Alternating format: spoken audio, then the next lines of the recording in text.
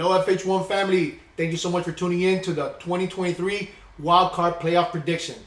We're going to start off with the AFC in this one. Chargers versus the Jaguars. In week 3, the Jaguars put a whooping on the Chargers.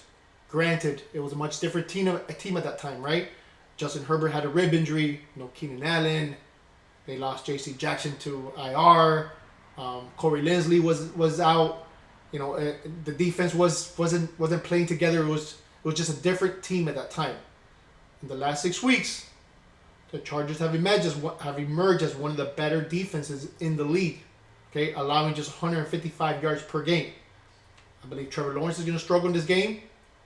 Their major hole is still in their rush defense. So if they lose, if the Jaguars win, it'll be because Etienne just crushed them. Okay, but with that being said, I still believe the Chargers have the better overall team and will emerge in this one, moving on to the next round.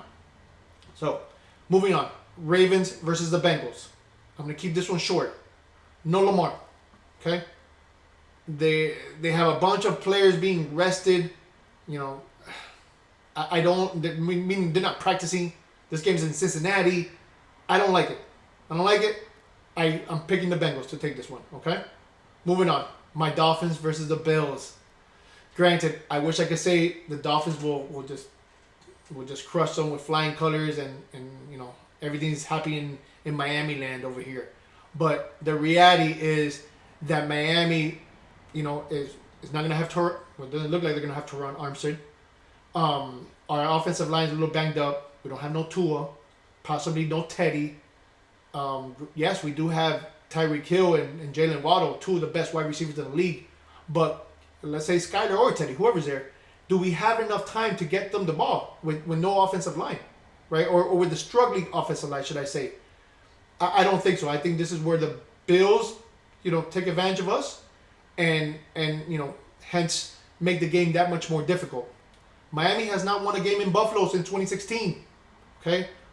Buffalo now is playing with something that you cannot teach, you can't practice for. The unfortunate injury to DeMar Hamlin, which, by the way, thank God he's recovered. It's giving them this extra boost, this extra edge to play harder. That's tough to beat. Okay. Our secondary has been questionable, right? The Dolphins have on paper an amazing defensive unit, but they haven't really come together yet. Could this be the game that they come together?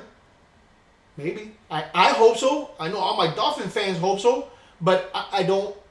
For the purpose of this video, I have to take the Bills winning this game just because of Josh Allen being who he is. Being able to use his legs and his arm. Josh Allen is an elite quarterback. Okay. I don't see us taking it from the Bills in Buffalo. So the Bills will emerge in this one. Moving on to the NFC, Cowboys versus the Bucks. Brady owns the Cowboys in the last 2 contests. Okay, now Brady has his own the Bucks have their own injuries that they're dealing with, right? Mike Evans is questionable. Their left tackle Donovan Smith is questionable. Their center Robert Hainsey is questionable. On the defensive side, Vita Vea is questionable.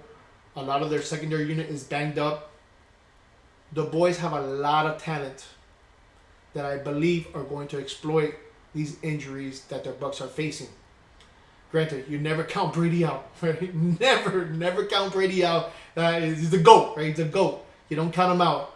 But, based on numbers, I believe the boys will emerge in this game, right? Moving on, the Giants and the Vikings. This is an extremely interesting game because this game can go either way. Now, the Giants have impressed me this year, especially Danny Dimes. He's made it to the playoffs without really having a steady receiving corps, which is impressive in itself. So, that's something to look forward to as far as the future goes for the Giants. The Giants have not beaten the Vikings since 2013, okay? The Giants have some key injuries that can hinder their performance. No Leonard Williams, no Aziz Ojari, no Adoree Jackson. All 3 of these guys are questionable. right? Which again, they're dealing with injuries, right? On a positive note for the Giants, the Vikings are the playoffs' worst defense. They are. They're the worst defense, so that is the positive side for the Giants. Could it be that Saquon goes off and just crushes them, 200 yards? Yeah, could be. Saquon is that guy. He's that kind of talent. He can do it, all day. But on the other side, you got Justin Jefferson, you got Dalvin Cook, two other elite, playmakers. Can the Giants hold off their elite playmakers? That's the give and take. This is where I believe the game will be very close. But ultimately, I know my bestie's not going to like this, but ultimately, the Vikings move on to the next round. Okay? Moving on. The 49ers and the Seahawks. The 49ers have the best defense. Period. Okay? CMC, rush all over them. Debo, crushed them. Ayuk, crushed them. I don't see the Seahawks going anywhere. The 49ers advance. They're just a better team. That's it. All right, FH1 family, thank you so much for tuning in.